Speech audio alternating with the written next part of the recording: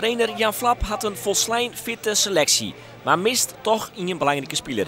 Guti González is namelijk schorst. Staphorst wordt trainer toch Harkiet Jan van Raalte en had in Vries op het veld Roelof de Jong. Goed hard, mooi de ingooi op Van der Heijden. Die verlengt vrij en daar is hij niet vrij voor de goal. Martijn Rozenburg, mooi de eerste grote kans van deze wedstrijd. Martijn Rozenburg. Jurien Bos, de spits. Beetje weer waarom zakken achter een tuin aan goed had. Mooi een toepaas op Sander van der Heijden. Die had het nog net. Al is hij heel dichtbij de openingsgoal van deze wedstrijd. Sander van der Heijden. Staphorst.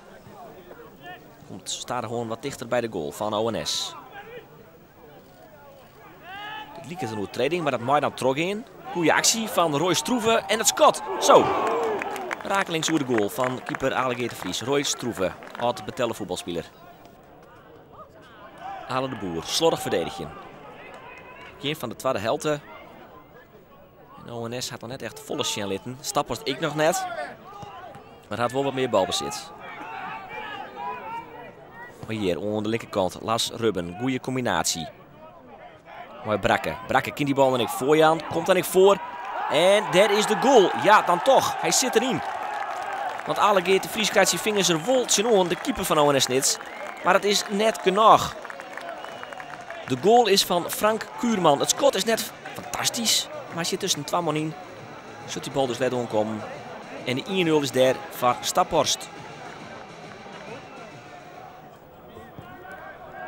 In volle Klaas de Vries, maar de lange bal. Het fotwerken. Knap binnenhouden derde. En een prima 1-2 ik.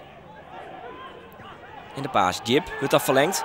Wordt appelleerd voor boetenspul. Maar het mooi trok in. Kuurman, hij zorgt voor de 1-0. En nou denk ik voor assist. Ja, voor assist voor de 2-0. Want Roy Stroeve kan deze bal echt net missen. En dus is daar de beslissende 2-0. De wordt appelleert voor boetenspul. Het is hier dreigend of dat zo is. Maar het liekt er toch op dat hier onder in beeld boetenspul opheven wordt. Toch Ale de Boer. Het mooie dus terug in. Kuurman had goed het oersjoch.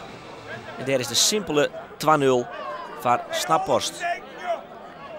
En het zagrijnige gezicht van Sander van der Heijden. Logisch vanzelfs. Want in die volslijnde tweede helte komen ze er net onder post. Sterker nog, de grootste kansen binnen in die tweede helte van Staphorst. Al gaat tussen er van Roy Stroeve net in. ONS Snits lid dure punten liggen in de strijd om het kampioenschap. Dat ze verliezen met 2-0 van Staphorst.